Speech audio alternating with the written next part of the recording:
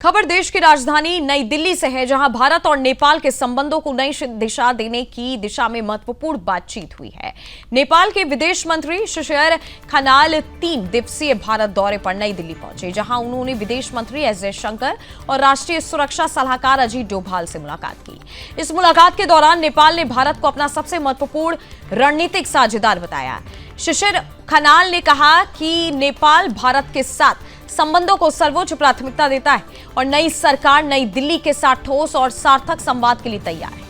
उन्होंने स्पष्ट शब्दों में कहा कि हम पुरानी बातों का बोझ नहीं उठाते और अपने करीबी पड़ोसी भारत के साथ परिवर्तनकारी संबंध बनाने के लिए प्रतिबद्ध हैं।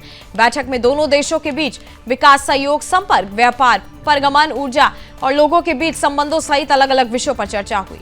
एस जयशंकर ने कहा कि भारत और नेपाल के बीच विशेष संबंध है और इन संबंधों की पूरी क्षमता का लाभ उठाने के लिए आपसी जुड़ाव को और मजबूत करने का अवसर है। इस दौरान भारत ने साल 2015 के भूकंप के बाद पुनर्निर्माण सहायता के तहत नेपाल में पूरी की गई 72 स्वास्थ्य सुविधाओं और 12 सांस्कृतिक धरोहर परियोजनाओं को डिजिटल माध्यम से सौंपा।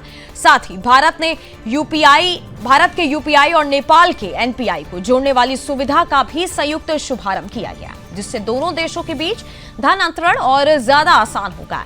बैठक में आपराधिक मामलों में पारस्परिक विधिक सहायता समझौते को लागू करने की प्रक्रिया पूरी होने का भी स्वागत किया गया है।